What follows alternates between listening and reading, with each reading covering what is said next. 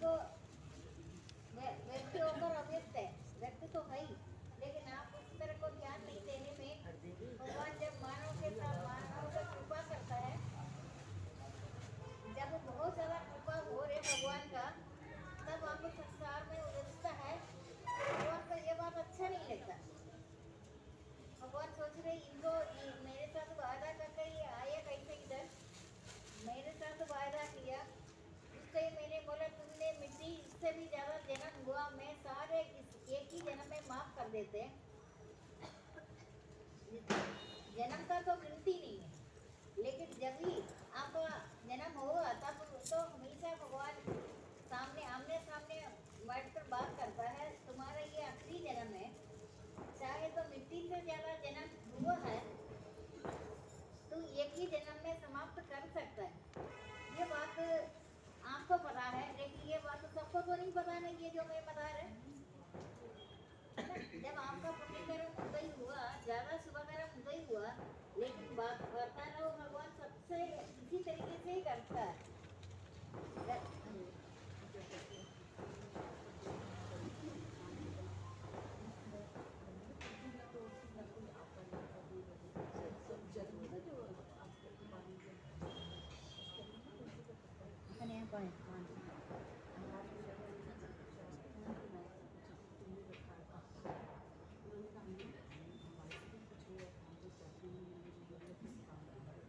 अच्छा, वो तुलसी तो विष्णु प्रिय है, मैंने आपको तुलसी के बारे में शायद बोला नहीं, जाना बोला है पूरा में विष्णु प्रिय है ना, तुलसी विष्णु का प्रिय है ना, तुलसी के बारे में बोला नहीं।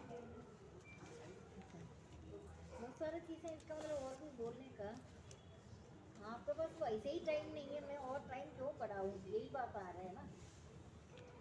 उस समय आपका उदाहरण में, उदाहरण तो जो हम ऋणी है, बहुत सारे ऋणी है, जो बच्चे हम देख रहे घर में प्यार से रह रहे, लेकिन ये आपका हर जन्म का ऋणी है। ऋण मुक्त नहीं होने में फिर जब मानव जन्म होगा वो घर में फिर ऋणी बनकर आएगा, लेकर आप उनको पहचानते नहीं।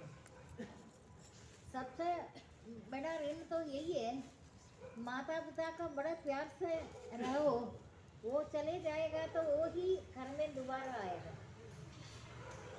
शिशु और रिलेशन ऐसे ही बनते हैं, शत्रु मित्र उदासीन, शत्रु मित्र उदासीन इस तरीके से आता है, और अलग कोई नहीं है।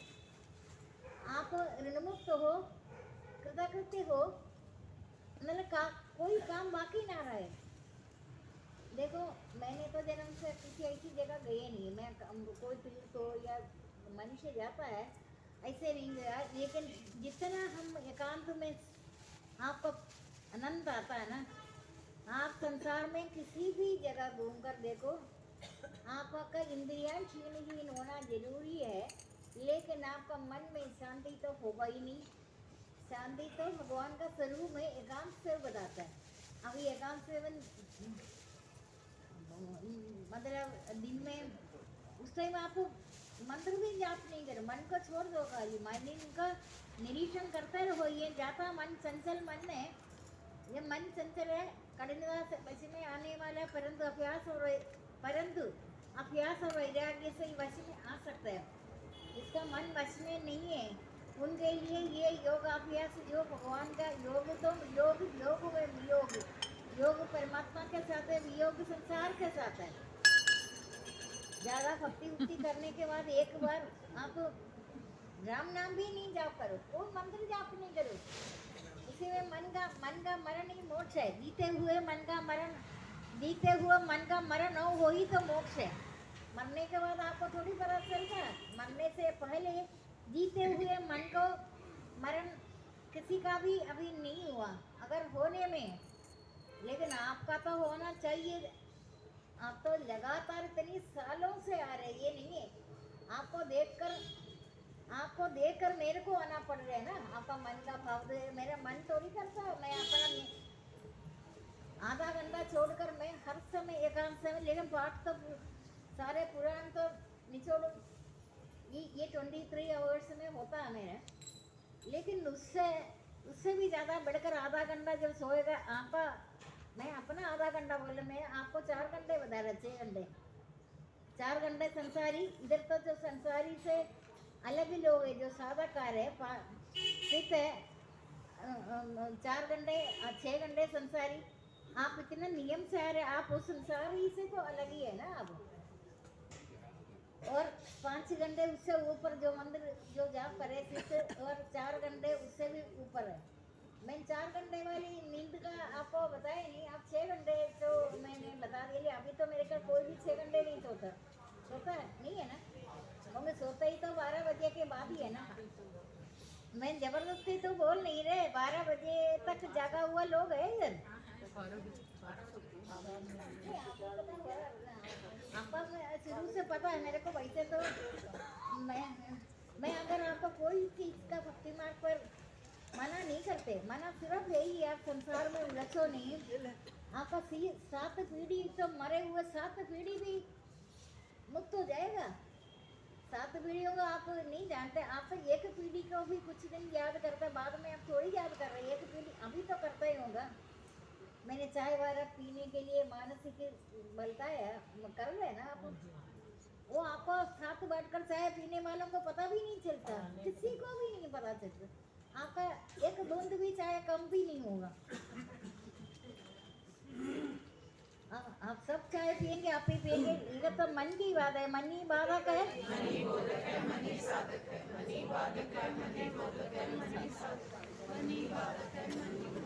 ये बोले हुए कितनी साल हो गए, कम से कम 30 साल हो गए। चाहे ऋण है, ये ऋण है। पितर जो बिछड़ा हुआ उनका, आपने उनका माता पिता का ही करता होगा, जिसका नहीं है इधर इस टाइम नहीं है, उनका करता। आप उससे 7 पीढ़ी का तो नहीं करते ना। करने में आपको ज्यादा परिश्रम तो नहीं करना पड़ता। जब मृत्यु के बाद आपको देकर आप 7 पीढ़ी, अभी आप चाय पीते थे, 7 पीढ़ियों का तो मिलना चाहिए। नरक भोग रहे वो भी मुक्त हो जाएगा आपका। फिर घर में बच्चों को शादी देर ना करना, काफी 30 साल 35 40 साल में ऐसे नहीं करना। फिर लोग आपके घर में आएगा कुमंडली में जल लेकर। ये बात तो मैंने पहले भी बोला आपको। फिर आपका 7 पीढ़ी भी मुक्त हो जाएगा। आप जीवन में अपना माता पिता का जितना सेवा कर सकते हैं ना, उतना करो। जो मानव है, जो आए वो मानव हुआ 84 लाख योनि इधर कुछ कार्यक्रम करने के लिए, भोग भोगने के लिए 84 लाख में मानव श्रेष्ठ है। भक्ति तो आप ही कर सकते हैं। आत्मा तो आपका भी खुद है, चंडाल गाय ब्राह्मण सबका आत्मा ही है, एक आत्मा ही है सब चीजों में। लेकिन इसमें भक्ति तो सिर्फ आप ही कर सकते हैं।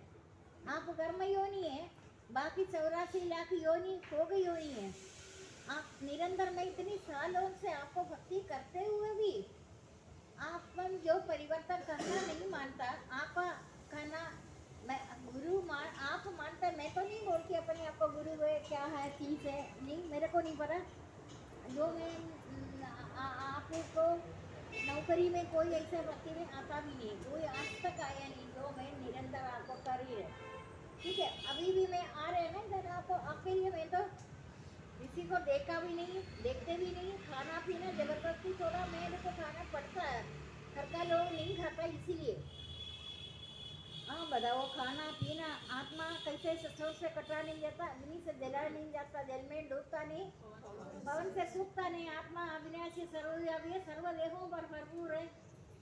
इसी से नीचे कहा जाता है तन मन नवर पुरातन, इन सभी पूर्ण प्राणियों को, शरीरधारियों को आदि अंत न जाना जाए। कहाँ से है, कहाँ अंशु अभी गई नहीं, अभी इधर उधर कौन घूम रहे।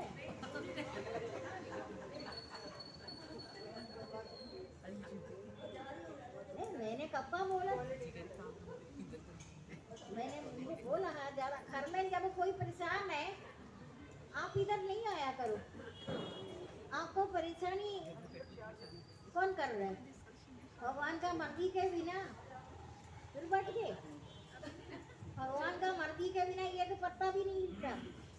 अगर आप अच्छी तरह से खाते पीते घूमते सब कुछ करते हुए आप अचानक दर्द हो गया, परेशानी हो गया, शरीर की पीड़ा हो गया, कभी सोचा भी है ये क्यों कर रहे, भगवान आपको याद कर रहे।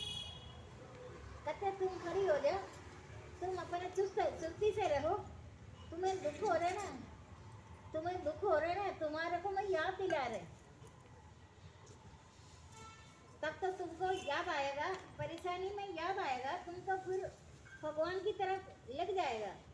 जब ही दुख तो सबसे बड़ी चीज है जीवन में, मानव जीवन में दुख जरूरी है, जब तक भगवान में नहीं लगे। ठीक है।